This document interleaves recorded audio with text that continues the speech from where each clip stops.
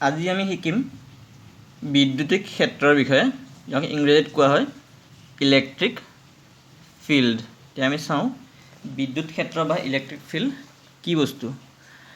আমি জানো যদি আমি এটা বিন্দু লৈছোঁ, ধৰা এই বিন্দুটোক ক'লোঁ আমি অ' বিন্দু। অ' বিন্দুত আমি এটা আধান থলোঁ, কিউ আধান। ধৰা কেপিটেল কিউ আধানটো হ'ল আমাৰ এটা ধনাত্মক আধান।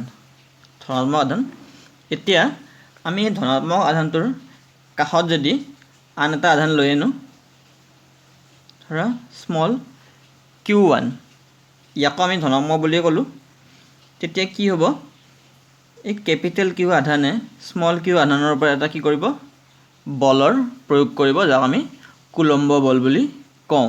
স্মল কিউ ওৱানটো ইফালৰ পৰা আনিলোঁ, কেপিটেল কিউ এটাৰ ওপৰত বল প্ৰয়োগ কৰিব, বা ইফালৰ পৰা যদি তাৰ কাষত লৈ আনোঁ কেপিটেল কিউ এটাৰ ওপৰত বল এটা প্ৰয়োগ কৰিব, বা যোনটো ফালৰ পৰা আমি লৈ আনোঁ তাক স্মল কিউক কেপিটেল কিউৰ কাষত, কেপিটেল কিউৱে স্মল কিউৰ ওপৰত এটা বলৰ প্ৰয়োগ কৰিব। ঠিক তেনেদৰে আমি আন এটা চাৰ্জ লৈ আনোঁ, কিউ টু লৈ আনিলোঁ, কেপিটেল কিউৱে কি কৰিব, কিউ টুৰ ওপৰতো বলৰ প্ৰয়োগ কৰিব। বা আমি বেলেগ বেলেগ চাৰ্জ লৈ আনোঁ, কিউ থ্ৰী লৈ আনোঁ আমি, বা কিউ এন তাৰ কাষত লৈ আনোঁ, সি কি কৰিব, কেপিটেল কিউৱে যাকে তাৰ কাষলৈ লৈ আনোঁ তাৰ ওপৰতে কি কৰিব, সি এটা বলৰ প্ৰয়োগ কৰিব।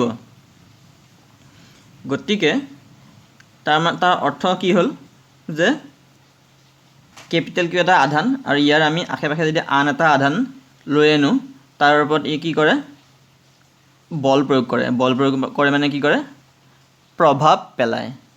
আৰু আমি গম পালোঁ যে এইটো ফালেৰে আনিলে যেনেকুৱা বলৰ প্ৰয়োগ কৰিব, বেলেগ ফালৰ পৰা আনিলেও বলৰ প্ৰয়োগ কৰিব।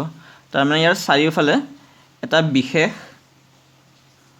ঠাইত বা ৰিজিয়নত বা এটুকুৰা ঠাইত কি কৰে, ই চাৰিওফালে নিজৰ প্ৰভাৱ বিস্তাৰিত কৰে। কাৰ ওপৰত, আন আধানৰ ওপৰত। গতিকে এই কেপিটেল কিউৱে নিজৰ চাৰিওফালে যিটো ক্ষেত্ৰৰ ওপৰত প্ৰভাৱ বিস্তাৰিত কৰে,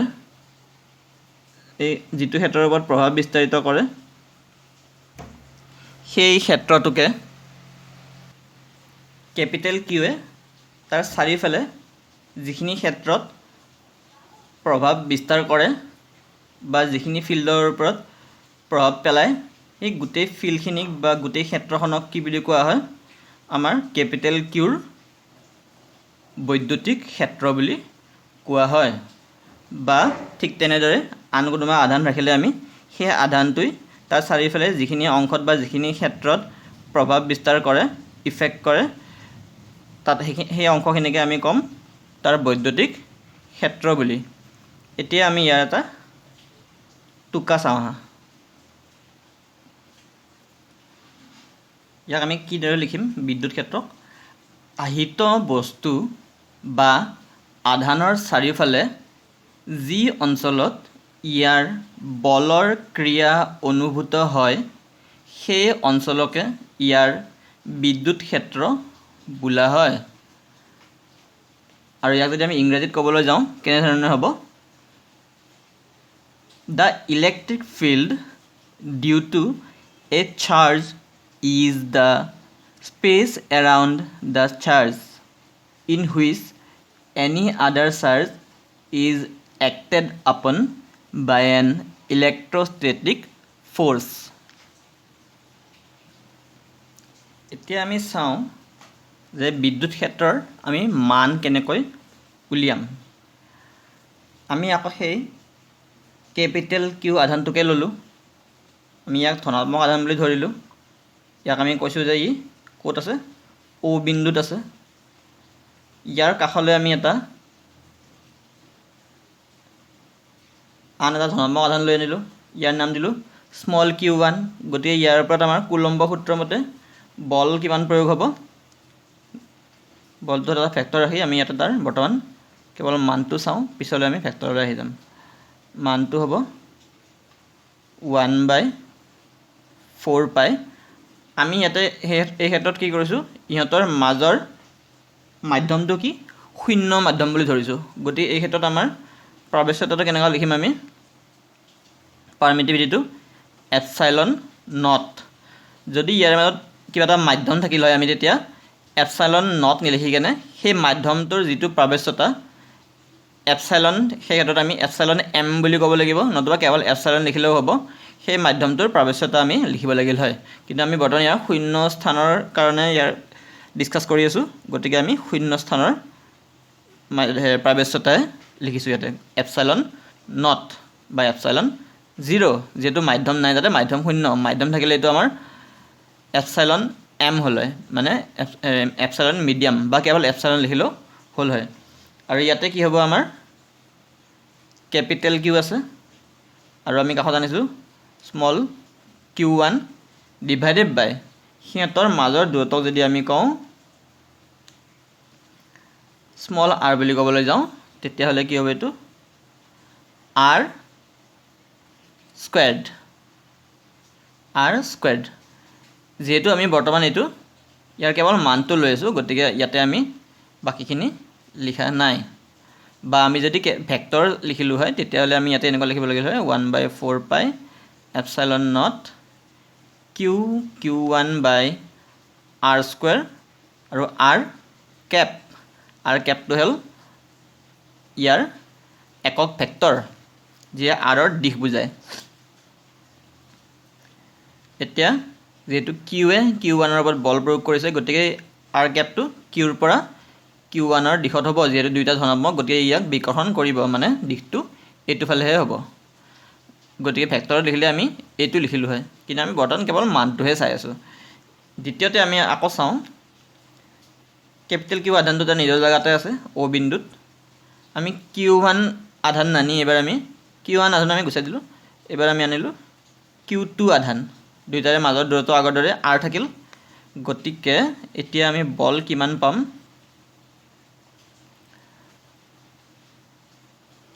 মানটো লৈছো আমি বলৰ কেৱল 1/4 পাই এপসাইলন নট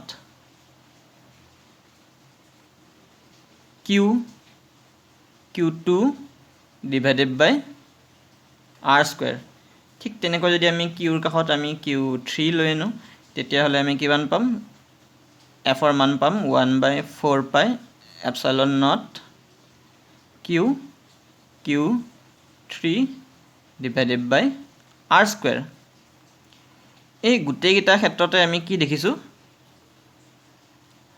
আমাৰ এটা বস্তু একে আছে সেইটো হল এই আধানটো কাখলে আনা আধানটো জিয়ে নহক এটা বস্তু একে আছে সেইটো হল আমাৰ এই ক্ষেত্ৰত আছে এখিনি একে আছে ইয়াৰ লগত পূৰণ কি হৈছে স্মল q1 দ্বিতীয় ক্ষেত্ৰত আমি কি পাইছো এখিনি বস্তু একে আছে আমি ইয়াৰ লগত কি পূৰণ হৈছে আধান স্মল q2 যেহেতু ইয়াতে q2 আছে প্ৰথমতে q1 পূৰণ হৈছিল যেহেতু ইয়াতে আমি q1 আধান আনিছিলো দ্বিতীয় ক্ষেত্ৰত আমাৰ কি হৈছে ইয়াতে q2 পূৰণ হৈছে যেহেতু আমি ইয়াতে q2 আধানটো ইয়াৰ কাষত আনিছো তৃতীয় ক্ষেত্ৰত কি হৈছে আমাৰ একেদৰে এই ভিতৰৰ বস্তুখিনি একে আছে ইয়াৰ আমি কি q3 পূৰণ কৰিছো যেহেতু ইয়াতে আমি কি আনিছো q3 আধান আনিছো তাৰ মানে কি হৈছে যেহেতু আমি ইয়াতে ক্যাপিটেল কিউ আধানটো লৈছো গতিকে তাৰ কাৰণে আমাৰ এই অংশখিনি একে আছে কিন্তু আমি তাৰ কাখলৈ আনা আধানটো খলনি কৰিছো গতিকে ইয়াতে আমাৰ হেতু সেপাৰেটলি পূৰণ হৈ বেলেগ হৈ আছে গতিকে আমি এই ভিতৰৰ বস্তুখিনিক এই যিখিনি বস্তু আমাৰ একে আছে এই যিখিনি বস্তু আমাৰ একে আছে এইখিনি বস্তু একে আছে আমাৰ এইখিনি বস্তু একে আছে এটো আমি এনে ধৰণে ধৰা f ইকুৱেল টু কি হৈছে আমাৰ 1/4 পাই এপসাইলন নট এটো কি হৈছে capital Q divided by r square হৈছে আৰু ইয়াৰ বাহিৰত আমি স্মল q1 এ হক বা 2 এ হক বা 3 এ হক বা g এ হক n এ হক হেতু আমি ইয়াতে লিখিম আমাৰ আৰু ভিতৰ কি থাকিল আমাৰ এখিনি বস্তু থাকিল এখিনি কাৰ কাৰণে পাইছো আমি ক্যাপিটেল কিউৰ কাৰণে পাইছো এখিনি বস্তু আমাৰ এটা বিশেষ নাম আছে হেতু হ'ব আমাৰ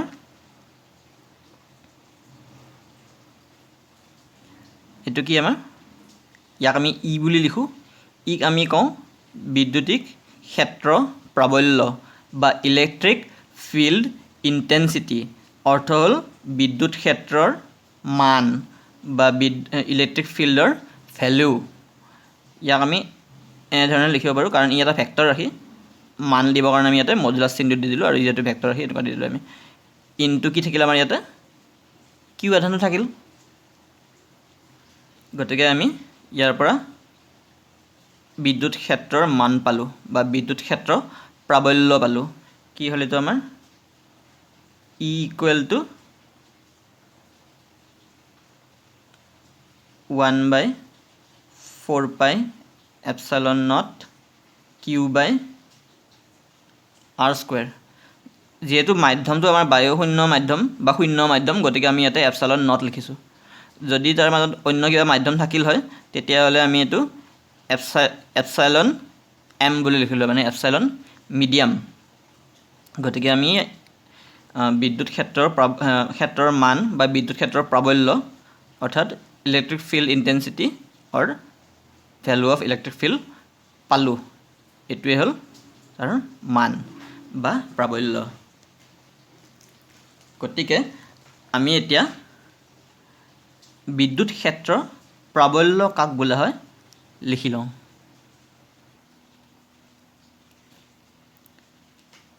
ইয়াক আমি এনেদৰে লিখিব পাৰোঁ, কোনো আধানৰ পৰা কোনো দূৰত্বত থকা বিন্দু এটাত সেই আধানৰ বাবে হোৱা বা সৃষ্টি হোৱা বিদ্যুৎ ক্ষেত্ৰৰ মান সেই বিন্দুত স্থাপিত একক ধনাত্মক আধানে অনুভৱ কৰা বলৰ সমান। বিদ্যুৎ ক্ষেত্ৰৰ মানৰ অৰ্থ হ'ল বিদ্যুৎ ক্ষেত্ৰৰ প্ৰাবল্য। গতিকে ইয়াক আমি লিখিছোঁ যে ইয়াকে বিদ্যুৎ ক্ষেত্ৰৰ প্ৰাবল্য বা ইলেক্ট্ৰিক ইণ্টেন্সিটি বোলা হয়। ইয়াতে আমাৰ কি কোৱা হৈছে, স্থাপিত একক ধনাত্মক আধানে, আধানটো কি আমাৰ ধনাত্মক, আৰু এইটো আধানটো কি হ'ল আমাৰ একক আধান, তাৰমানে ইউনিট পজিটিভ চাৰ্জ। ইয়াক যদি আমি ইংৰাজীত ক'বলৈ যাওঁ একেটা বস্তু কি হ'ব, electric field intensity at a point is defined as the force experienced by a unit positive charge placed at that point. আমি দেখিছোঁ যে F ইকুৱেল টু কি হৈছে E ইনটু স্মল কিউ।